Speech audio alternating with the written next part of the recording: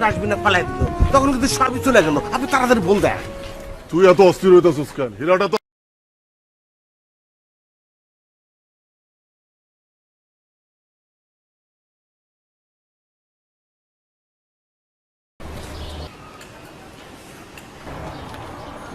আপনার প্রাপ্তির সংবাদ পড়ে আমি আপনাকে কল দিছি। আসলে উনি আমার বাবা। না না না, মারবেন না। 20,000 না, আমি আপনাকে 1,00,000 টাকা দিব, বিনিময়ে আপনি আমার বাবাকে আমার কাছে ফেরত দেবেন। আচ্ছা ঠিক আছে ভাই, আমার বাসার ঠিকানাটা SMS করে দিতেছি, আপনার জলদি চলে আসেন ভাই। আচ্ছা ঠিক আছে। দেখছেন, যা বুঝলাম তাই।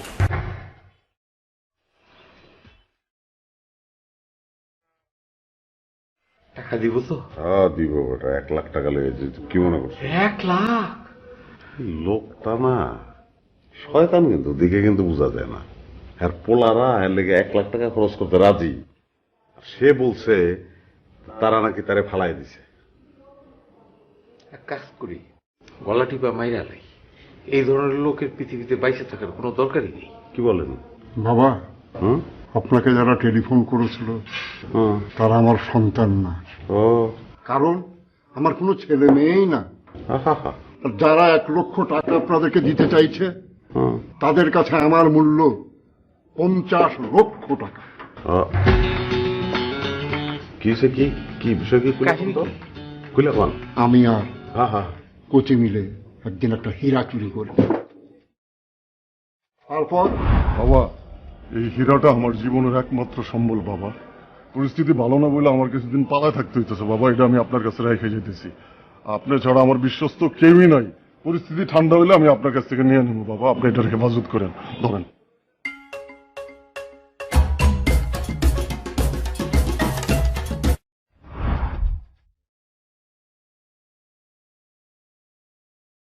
তারপর সেই হীরাটা নিয়ে আমি পালিয়ে যাই। একদিন কোচির ধাওয়া খেয়ে আমি একটা বাড়িতে আশ্রয় নিই।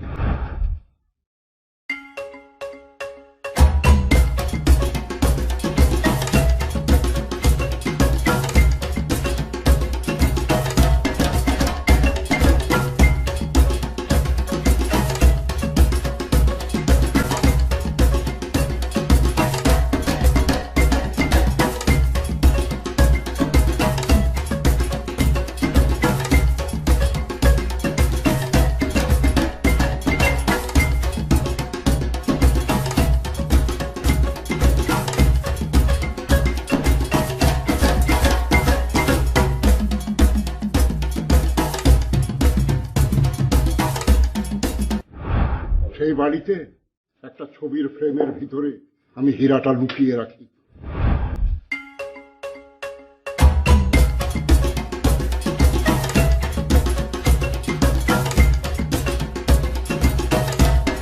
যখন আমি ওই পরিবারের দেখা পেলাম, আপনারা আমাকে তুলে দিলেন কোচির হাতে। বুঝছি আপনি হীরা পাইছেন, কিন্তু কই ওইটা? কোন জায়গায়? কোথায়? ওই পরিবারটা কই? পরিবারটা কই? কিন্তু বাবা, আপনি ভুলে যাওয়ার আগে হীরাটা কোন জায়গায় সেটা বলেন না। সেদিন যে মোটা লোকটার সঙ্গে আপনি কথা বলছিলেন, হ্যাঁ, তারই ছবির ফ্রেমে আমি হীরাটা লুকিয়ে রেখেছি। শিওর আপনি? বাবা, আমার বয়স বেড়েছে ঠিকই, কিন্তু আমার স্মৃতিশক্তি এখনো প্রখর।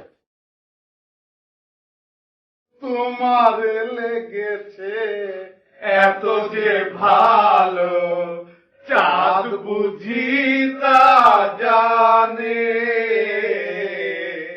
চাঁদ বুঝি তা জানে।